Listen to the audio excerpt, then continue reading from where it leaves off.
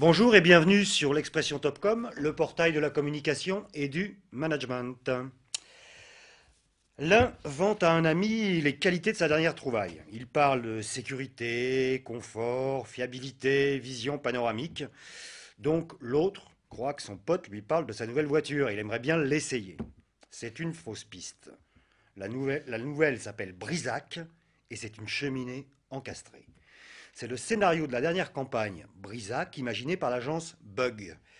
Nous recevons donc aujourd'hui Jérôme Simon, directeur de la communication de Brisac, et Hélène Sagnier, fondatrice de l'agence Bug. Bonjour. Bonjour. Commençons par une rapide présentation de Brisac. Chiffre d'affaires, le statut de l'entreprise, est-ce que groupe monomarque ou pas?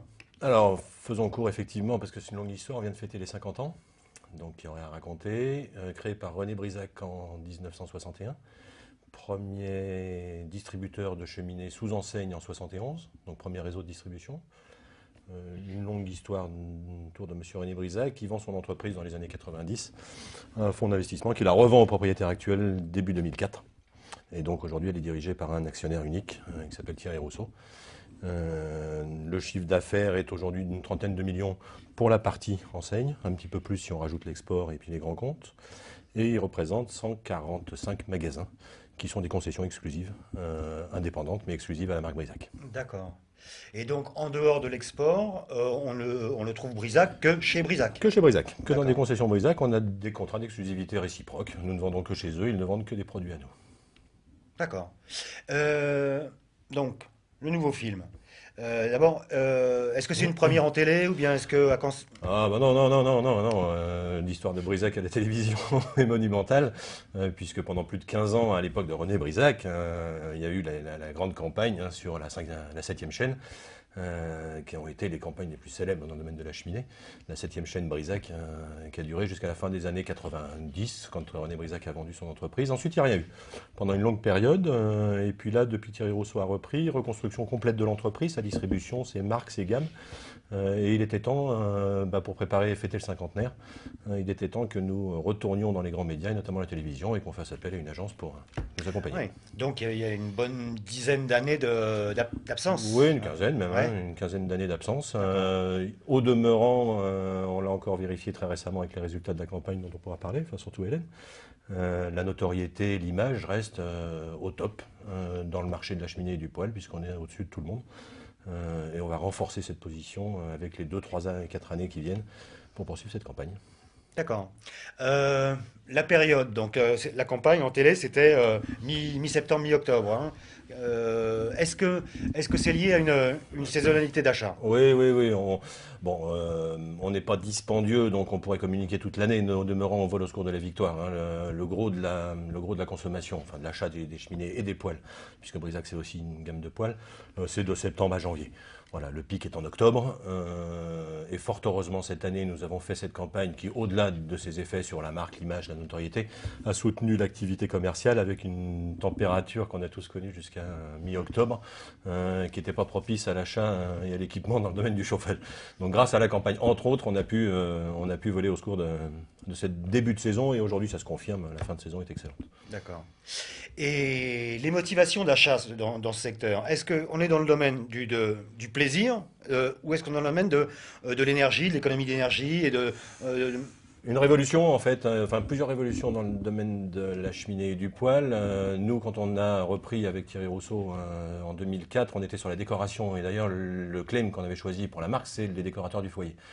2012 verra apparaître une nouvelle signature réorientée sur la thématique du chauffage et des énergies nouvelles. Voilà, il y a eu entre 2004 et aujourd'hui, on le vit tous au quotidien, hein, le Grenelle de l'environnement et tout ça nous y a amené. On vit une révolution des économies d'énergie, de l'écologie, et donc Brisac doit accompagner ce mouvement, et aujourd'hui les consommateurs sont motivés, après ça le design fait la différence, mais sont motivés par la partie économique et écologique de d'accord. la cheminée et du poêle. Et donc ça, c'est une thématique sur laquelle vous allez être amené à communiquer. Oh oui, oui, tout à fait. De toute façon, c'est notre quotidien. Hein. Notre quotidien, c'est de participer, à cet effort. Bon, économiquement, on y retrouve nos petits, mais la biomasse, c'est-à-dire le bois, mais les nouvelles énergies, le granulé de bois, les plaquettes. Enfin, il y a un gros effort qui est même fait autour de l'ONF et de tous les producteurs de bois pour apporter des nouvelles solutions à la fois dans le matériau et dans les technologies pour les utiliser, avec des contraintes venues de l'Europe maintenant sur les particules. Donc on est obligé aujourd'hui de travailler sur les particules, sur les maisons, enfin les bâtiments basse consommation. Voilà, il y a un mouvement général et dans lequel nous on souhaite ne pas perdre notre âme de créateur d'embellissement de l'intérieur. Raison pour laquelle on a travaillé avec Bug sur le spot dont on va parler, où on a vraiment voulu retrouver et conserver Brisac au sein d'un foyer, au sens propre comme au sens figuré, parce que c'est l'élément central d'une maison. Ça reste la pièce principale qui décore et aménage un salon. Mais bon, aujourd'hui, ça chauffe. Et alors, sur cette campagne, pourquoi Bug? Est-ce que c'est une nouvelle collaboration? Est-ce que vous travaillez déjà avant ensemble? Comment ça s'est fait? Alors, à moi la parole. Non, c'est une nouvelle collaboration. En fait, on a fait une compétition d'agence. Donc, on a fait un brief, on a fait une longue liste entre nous, en entreprise. Puis, j'ai monté une shortlist dans laquelle il y avait 4 agences, dont Bug, qui était notre poil à gratter. C'est cette petite agence dont on ne sait pas trop comment elle va réagir, alors que les autres étaient plus institutionnels sur le marché de la publicité. Donc, on s'attendait un peu à ce qu'on allait avoir et on n'a pas été déçus. Pour poil à gratter. Ça s'est très bien passé. Alors, si on revient sur le brief, c'était quoi? Le brief, c'était la marque n'a pas communiqué depuis un certain temps, on en a parlé tout à l'heure. Elle reprend la parole. Probablement, il faut la reprendre assez fortement, l'assumer. Il y a un certain nombre d'enjeux. Comment on fait? Voilà. Comment est-ce qu'on repose en fait un territoire de marque qui soit pas seulement en fait sur la création de notoriété, en fait il fallait en renouer avec la notoriété de la marque, mais aussi comment est-ce qu'on réinstalle un discours de marque nourri, voilà, du point de vue de ses consommateurs, pour l'amener à faire la différence sur un marché qui globalement il y a quelques marques, mais c'est un marché sur lequel on choisit beaucoup le produit si vous voulez. Donc en fait la préférence de marque devait être renforcée au profit de Brisac. Voilà. D'accord. Alors, le parti pris de la fausse piste, là où on croit parler automobile et en fait on parle cheminée, est-ce que ça signifie que c'est une décision d'achat qui est le plus souvent masculine ou pas?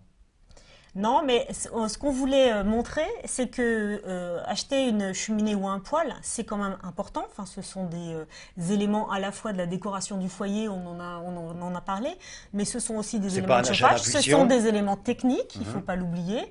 Et on voulait éviter l'écueil en fait de certains clients qui peuvent être un peu désemparés, si vous voulez, en fait, dans le choix face à ce qui existe en fait sur le marché. Et donc on voulait redonner en fait différentes façons de choisir les bonnes raisons en fait de choisir ce genre de produits portés évidemment par une marque qui les fabrique, qui les installe elle-même et qui connaît surtout depuis très longtemps ce genre de produits. Donc en fait il y a une vraie démarche dans tous les domaines, que ce soit esthétique, sécurité, économie d'énergie. Et probablement sur le marché, il n'y a pas beaucoup de discours en fait, si vous voulez, qui réexpliquent toute cette approche en fait de ce produit-là. Donc on voulait se mettre du point de vue du consommateur, ce qui n'est pas du tout le cas sur ce marché. On est toujours en fait dans des communications de l'ordre de l'offre et non pas du point de vue de celui qui les choisit et bien sûr qui a le plaisir de les avoir après dans son salon.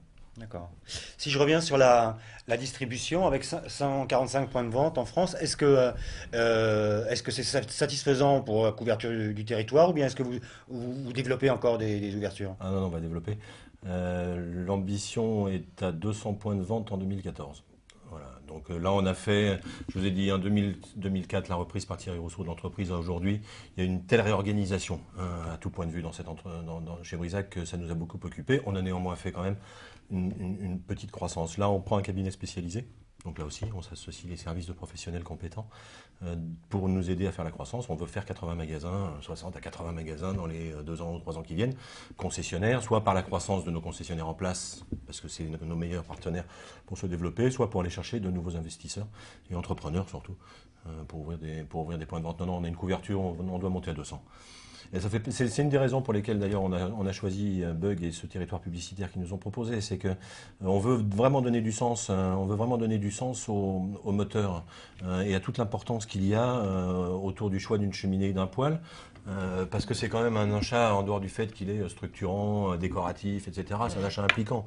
C'est un achat avec un risque évident, important, lié à son usage. On n'a rien contre les autres professionnels qui distribuent ce type de produit, mais Brisac a fait le choix de passer par un réseau de professionnels, je vous posez la question, de gens qui sont formés, informés, qu'on passe tous en calibois, qui font du service après-vente, qui font du ramonage, qui font de la vente de bois. On essaye d'avoir aujourd'hui une logique complète pour arriver au bénéfice qu'on a voulu exprimer dans le film. Le bénéfice, c'est un type, il est très content, l'ambiance est chaleureuse chez lui et il est fier de montrer sa cheminée. Après, vous savez comment ça marche, il y a différents moteurs et ensuite des carrosseries. C'est pour ça que l'analogie avec l'automobile est intéressante aussi, c'est qu'il y a des performances dans les moteurs, puis à un moment donné, c'est joli. Voilà, il y a une belle carrosserie, elle me plaît. Mais on a voulu insister sur le fait que c'est impliquant comme achat. Voilà, ça n'empêche pas d'être beau. Est-ce qu'on était en 100% télé ou est-ce qu'il y a d'autres médias? Alors, on est en 100% télé sur cette campagne, parce qu'on revient à la télévision, que les budgets ne sont pas monumentaux, on est sur des budgets inférieurs à 1 million d'euros, tout compris, pour la première année. Et donc, on a décidé de concentrer nos efforts. Bug nous a présenté la centrale Mindshare, avec qui ça s'est excessivement bien passé, comme avec Bug, et je ne suis pas là pour cirer les chaussures des uns ou des autres, ils me connaissent. Voilà, et on a concentré nos efforts sur une campagne avec une première vague de 10 jours, lancement.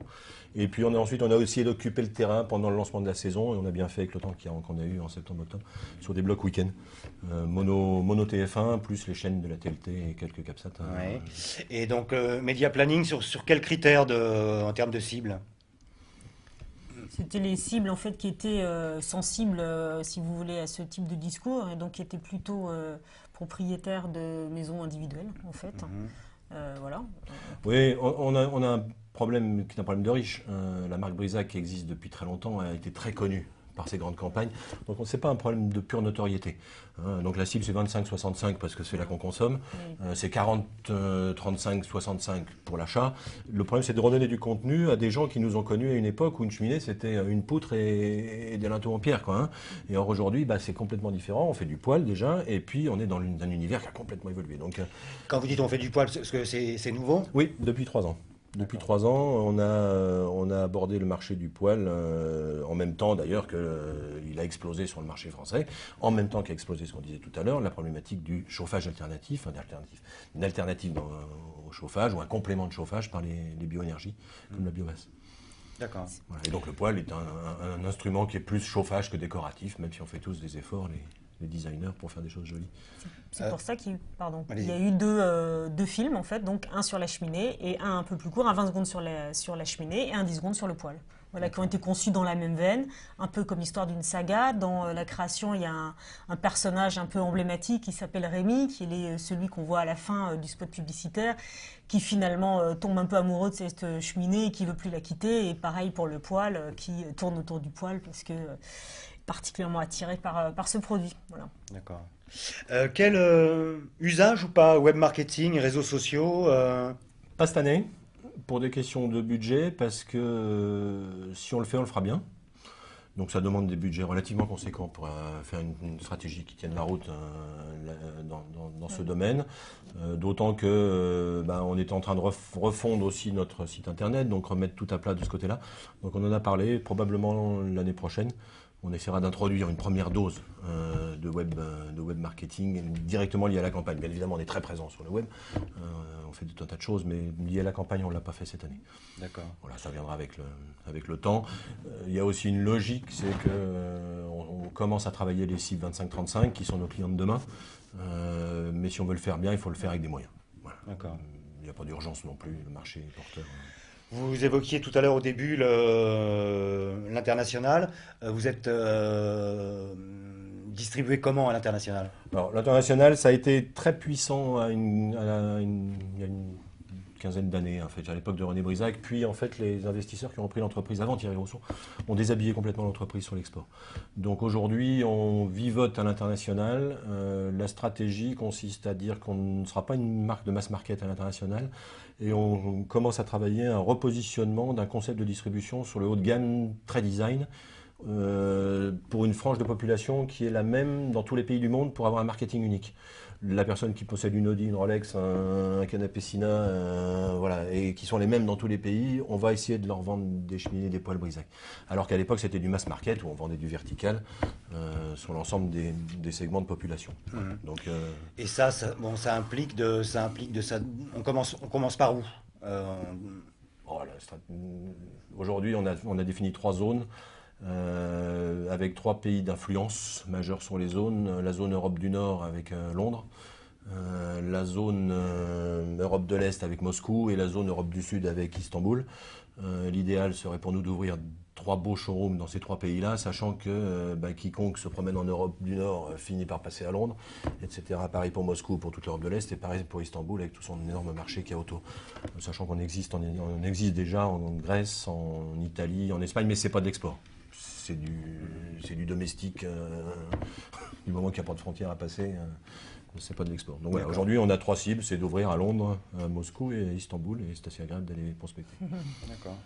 Alors quel bilan vous avez fait de la campagne là? On est quoi, 2 mois après presque? Voilà, justement, là, on a eu les résultats il y a pas si longtemps, Ce matin. ce matin. Et en fait, ce qui est intéressant, c'est que si vous voulez, il y avait des enjeux très forts derrière cette campagne. Ça faisait 15 ans qu'on n'avait pas communiqué. On avait un objectif de remettre, entre guillemets, la marque visible. On devait quand même créer de l'impact. Et on devait essayer de travailler ces items d'image.